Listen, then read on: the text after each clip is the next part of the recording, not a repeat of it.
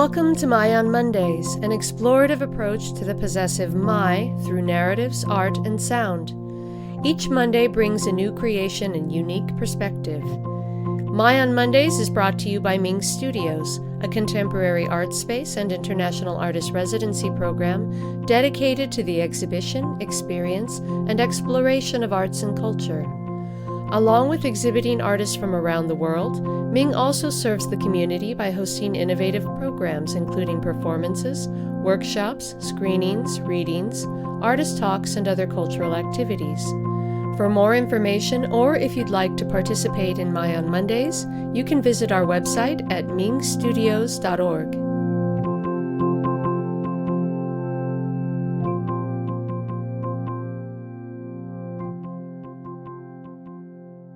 Hello and welcome to episode 72 of My on Mondays. This week we're really pleased to be sharing a striking series of poems written and read by Hannah Rodabaugh from a collection of eco-poetry called Lost Cathedral, named after Cathedral Grove in Muir Woods National Monument. The project focuses on the history of ecological disasters and our role in shaping our ecological present. It discusses extinction, habitat loss, exploration, colonization, and exploitation in the face of the Anthropocene era. Hannah holds an MA from Miami University and an MFA from Naropa University. She's the author of 3 chapbooks, including We Don't Bury Our Dead When Our Dead Are Animals, a collection of ecological elegies. Her writing has appeared or is forthcoming in the Indianapolis Review, Camas magazine, Glassworks magazine, Blueline magazine, Berkeley Poetry Review, Horse Less Review, and many others. She's received grants from the Idaho Commission on the Arts and the Alexa Rose Foundation, and has been an artist in residence for the Bureau of Land Management, the National Park Service, and Surel's Place. She teaches English at Boise State University and creative writing at the Cabin in Boise, Idaho. Lost Object. When you lose something here, you lose it forever. You drop it and the trees trap it, or the wind pulls it away from you. Another valley over, your lost object twists between trees, its twine breaking, amber light flowing over the trunks like something oily. When you lose something, you believe it can be followed or found, that some things can be clung to or claimed when you hold your hands out, but instead they disappear. Whole worlds are lost. The forest is thick with snow-green vegetation, wet air in a state of undress, mist in a heavy beard of white. The wood feels full of indecipherable meanings, how things stay hidden, twisting out of view when you strain your eyes to look. Dogwood and pine, piles of slanted logs, flecked with the bilious capillaries of lichen, hiding what might be yours or also someone else's, until you can't stop looking. Bell-shaped manzanita blossoms under heavy crowns of murky green arrive slowly in front of you. The forest is all sharp angles, geometric sunlight. The bristling trunks close in a kind of vertigo. They've stolen you, and you're guessing at where you've been or where you're going. Historical Graffiti, a poem in 4 parts. 1. Carbide lanterns and pine-pitch torches stained the walls a smoky gray. Smeared arrows of ash show the way through the chamber's twisted interior. The world moves slowly here. Above you, heavy stalactites carved by eons of seeping rainwater, jagged teeth thick as a forearm. By lantern, women crawled on hands and knees in heavy skirts, men in canvas pants and logging boots, to stand here in these gleaming caves of flowstone, stalactites hanging like the pipes of a spectral organ. They wrote in loops of lead, scrawling names, dates, sometimes messages that blot the walls along a fixture called Niagara, cataract of creamy stone rushing like a waterfall. Each twist or turn has names hidden in it like a tiny memory. The names crowd around you, brothers, students, friends who first found the mountain's empty heart. There are no memories here that matter. Dissolved calcite keeps rebuilding, trapping them under translucent layers of stone. They'll soon be covered, here and not, the past and also erased, part of the deep's nameless history. They'll live forever where no one can read them. The stones have no memory. The earth always replaces. The world keeps you like walking across waves of sand. Even the wind will remove your steps. 2. You brought the day in with you and put it here, there, everywhere, lights threading the ground, illuminating cascades of stone, misshapen features smeared across the walls like ghosts. You brought in ideas of what mattered, of what you should value. You took souvenirs, scraping stalactites hanging from the ceiling like chandeliers, calcite drapery that formed over thousands of years, left lead signatures that will never wash away. Do not destroy, you carved into slabs of flowstone above mouths of missing teeth. Some marring will be permanent, others time will heal. Still you keep on leaving your impressions. You want to remember the world with you in it. Outside a cave mouth, matted with moss, you carve your initials into the naked green bark of a madrone, like your William Clark carving his name in an alder tree on the mouth of the Columbia River. 3. You want to remember the world with you in it, how it's easy to forget that you're here if no one's speaking your name. In a cemetery, you saw how rain erodes each name from stone until nothing remains, how even language dies.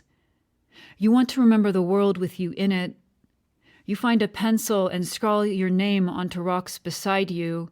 You're underground. The walls are heather gray under yellow beams of candlelight. The world looks melted. Pale fingers fringe the ceiling like oily feathers. You're finally going to get what you want. When the world moves forward, it will move forward with you. You've made your mark. 4. Sometimes you destroy what you love. You sign your name on the world around you. You mark it until every flower, its every petal is stained with your name. The icy pink orchid is patterned with your voice like grainy lines of Morse. The birds wear your colors. You're the first dawn trembling with red gold light, the first words spoken inside the first voice, the stars' slow movement eclipsed by your skin, the moon's slick pattern of slanted light smearing the earth beneath you. You're everywhere and the world is too small for you. You're everywhere and you're grasping onto the one thing you can crawl inside of. You write it down. You write it down. Everywhere, the earth fills up with naming like the cold scent from underneath the cedar limbs. You know each separate color, each tiny part, now that you've classified it, given it a tiny heart to beat. Still the earth keeps leaving you behind, it keeps replacing you. You're buried or eroded by time's slow sickle. The pattern of cruelty is to give you a creation that also removes you. How memory always repairs. Your effort to make a deep impression goes unrewarded. The future won't look at you with the same eyes or won't look at you at all. The Green Man. I know a man who fell asleep in the forest, and the forest took him over. In his sleep it absorbed him. When he woke, he was a madrone tree, his bark peeling like the hair of an orange. His clothes had turned to moss, eyebrows tinged a yellow-green. His arms were full of nests, wrens and chickadees swarming him like gnats. He opened his mouth, and his teeth were gray-white stalactites glowing like a cloud with the moon behind it. He tried to speak, and bats flew out. One stuck to his uvula, making him clear and clear his throat. Now he stands somewhere in the forest, his long beard trailing, his body swaying in the sighing wind. He's forgotten everything. If you find him, see if you can call him back. You'll try, but he'll just keep swallowing the light, his body a bright green star. This poem, Last Prayer of the Loggers, is an ekphrastic poem written on a photograph of loggers in a redwood forest from the Erickson collection found in the Humboldt State University Library. Last Prayer of the Loggers. Each day you do not pray for life, you pray for life's removal. You pray for the removal of others. You pray for forests to end, but also for them to be endless, a form of always waving goodbye. You pray to fell monsters, that you might not be consumed, that you might stand over their ancient backs, grime on your face, bones almost incandescent, bright as a blue well birthed by the sea, then heavy on the back of your cart, the smell of oil and cedar in the air, a dizzying fragrance. You pray for someone to keep interceding, that you can keep emptying the world out.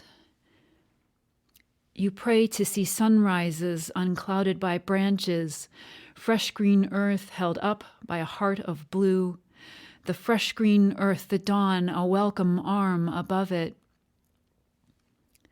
You pray to see horizons obscured and unobscured, a collapsing viewpoint, broken hearts of tree stumps twisting the earth beneath you, the sky chewing out a chasm to hold your deep feeling like a feather trapped in sedge. You pray to hear your voice where the morse of boreal owls once wandered, for one voice to be subsumed by the working sounds of another, that the forests where you work keep carrying your name.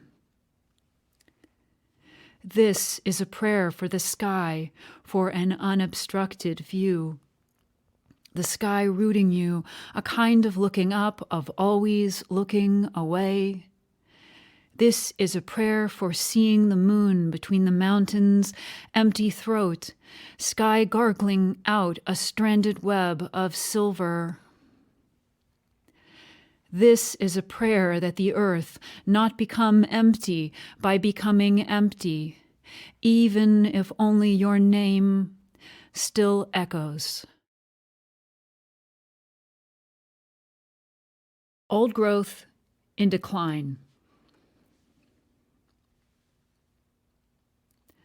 All great trees with names so big and mighty are gone from here.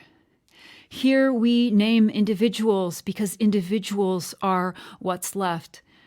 They are the bright-branched remnants of centuries of logging, where men walked saws almost to the sea, sharp heart of green. Just 'cause your life matters here doesn't mean it matters anywhere. These remnants wear our ancient crowns, and these we give grand names, like Genesis and General, Titan or Lost Monarch, as if they carry the past with them, lost but not forgotten. Walking under them, we call them some earthly cathedral, how each tall top brushes wind into the sky, each body like the buttressed rib of a great whale, how they punctuate the earth like a thunderbolt.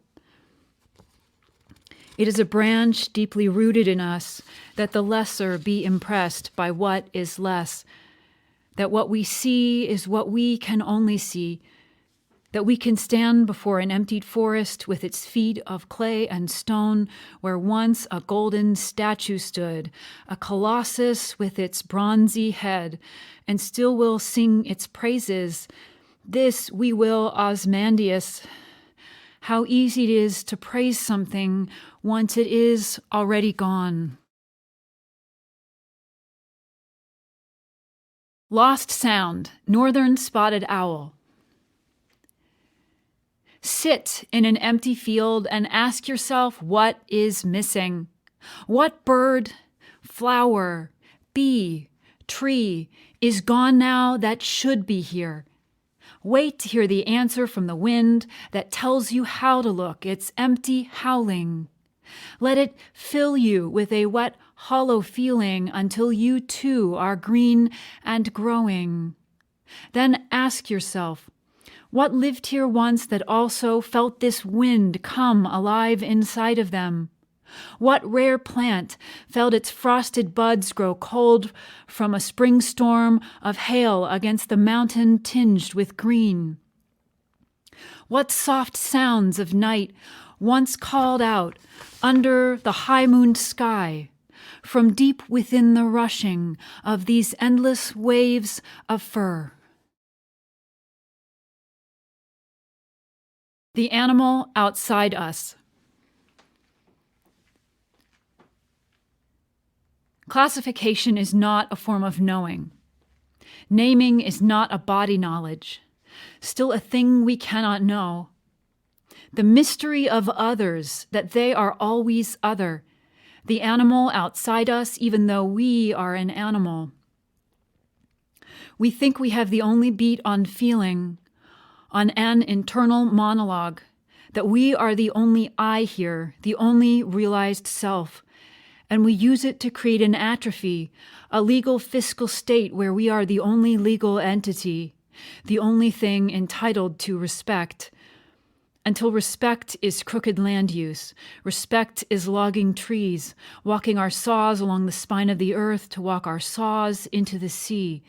Respect is using this world where this world needs us least, the bare earth creased with mines, silver specks of cars. Leave things alone. This poem has an epigraph by Henry David Thoreau. It reads, "A man is rich in proportion to the number of things he can afford to let alone." Leave things alone. The best way to love a wild animal is to leave it alone, to move away from its nest, harsh calls of alarm in the sky above you. The best way to love a wild animal is to care from a far distance, the light swirling around you as you observe a falcon from far away. The world doesn't belong to you. The space around an animal is its own. The best animal encounter is the one that didn't happen because you kept such a far distance that it didn't know that you were there. If you love something, you let it be itself. You let the world shape it without you. You leave it alone. Fragment on a mule deer. Each deer is a koan, a half-hidden untruth truth, a gentle, empty expression of wisdom on their faces, the silence just before a thought or just after. Each deer is an enigma, their blank faces housing a delicate ambiguity of helplessness. This delicacy we use. We use the weak for everything but their wisdom. We find the smallest place that we can fit them and then fit them in. We find them irreparably dull. We've made them into ourselves. Triptych on a passenger pigeon found in 1886 Chicago. A poem in 3 parts. 1. Who can be blamed for the extinction of the passenger pigeon? I would be no different if I lived back then, a product of my generation. Nature, perpetual, inexhaustible, a thing unable to be extinguished. I would believe the same stupid logic, would think shooting 20,000 birds was good sport, would have had no problem when they were left to rot in the dirt. I would have extinguished you too. It's why I grieve now. I can conceive of a past where I fail you, where I keep failing you. 2. Only in death did you lay still, always perpetually restless. Now your carcass gathers dust in a drawer among specimens in locked white cabinets, hoping to change the past by collecting a piece of it, as if tamping down dust over time negates its passage, or you only existed for a moment and it can be quantified in some way, can be mastered. But your beak is tatted and ripped, your feathers weighted with lime. Even time keeps burying you. Only we hold on to what we could not save. 3. I can only see you dead in the past. I try to imagine you in the Chicago market you were found in, but all I see is your body ovate in the dim lump shape of the dead, your gorget's iridescent sheen glittering strangely, almost a star, crusted with coral and bright magenta, unfaded above jagged feet curled up inward like a bird at the bottom of a cage. The cat did it. But don't we always do that? Blame others when we left it with the cat. I mourn you as if I would have done something different. That future guilt is enough to save the past, but it's not. I would have shot you too, had you stuffed, felt listlessly indifferent about your absence from the landscape, lived as if you never mattered, because you didn't. The lives of others never matter so much as we think. We don't matter either. A market economy. We glutted the market with their bodies till they were so cheap that only the poor would eat them. Till there were millions no one would buy. A sea of unwanted pigeons rotting in train cars became a sea of unwanted pigeons in a New York or Chicago market, became a sea of uneaten pigeons dumped out on the grass from a Chicago or New York market as landscape returned to us. But you can't put things back when they are broken. Even a child knows this. You can't go back and return them. Last Flight of the Wild Blue Pigeon, or To Martha, the Last Passenger Pigeon. After your death, your body was shipped by train to the Smithsonian in a 300-pound block of ice, lying in state like Lincoln, countryside flying by, becoming a brace of green. Here you lived once, died once. The same trains shipped you to markets, shipped you to your death, carrying the last of you onward. Or maybe it's fitting to also go the same way the others did. Only your body was alone. Elegy for Ectopistes Migratorius, a poem in 2 parts. 1.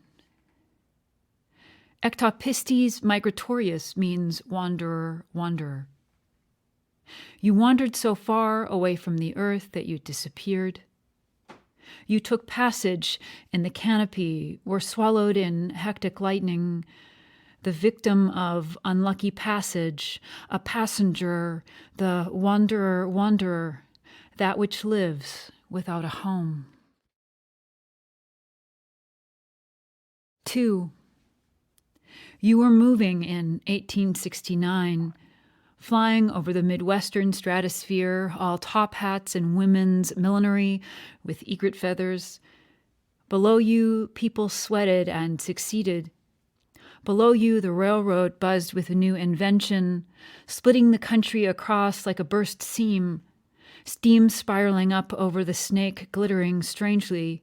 A wanderer, wanderer too, made to be like you were. There is only one of you remaining. We don't respect what we don't make with our hands. We are selfish that way.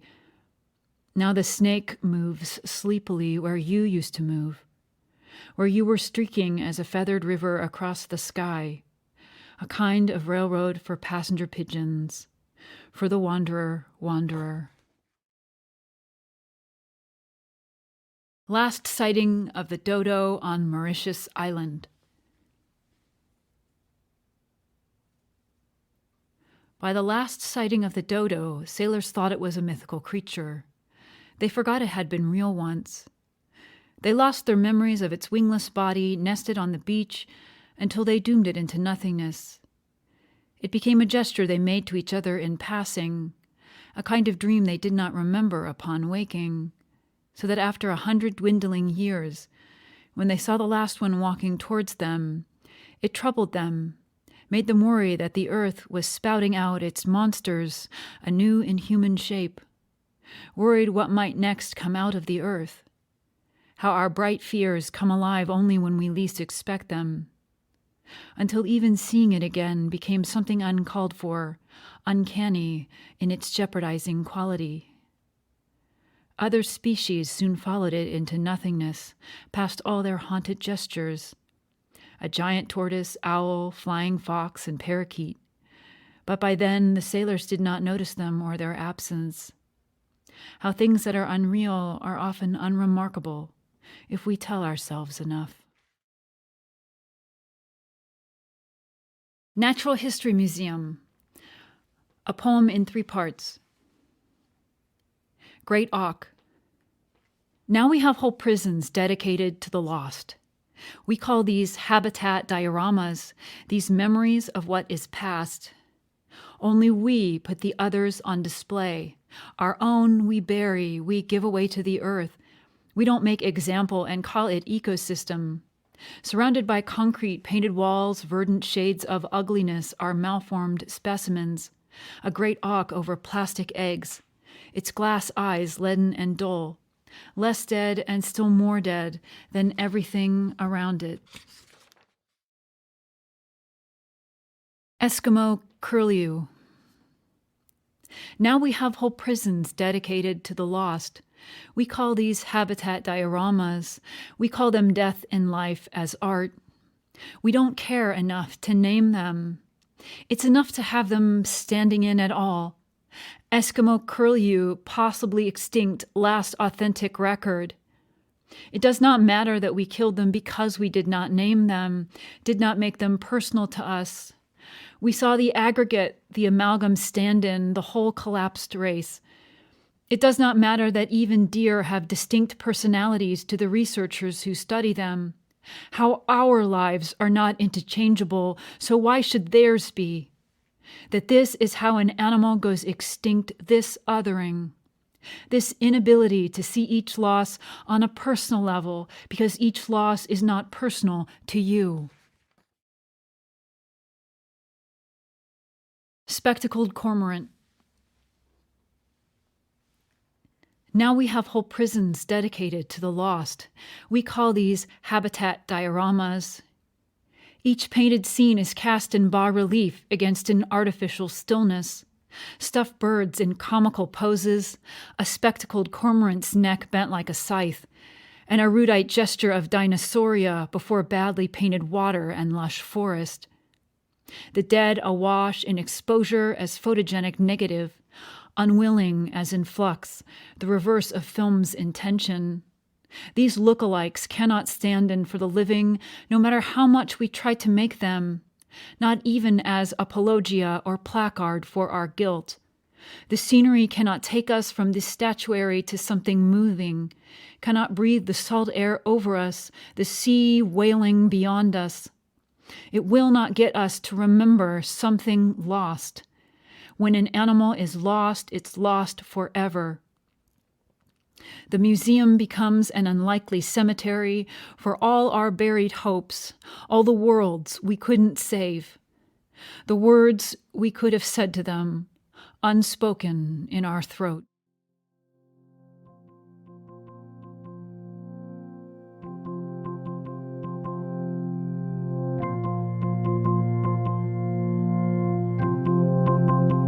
Thank you for joining us today. We'll be back next Monday.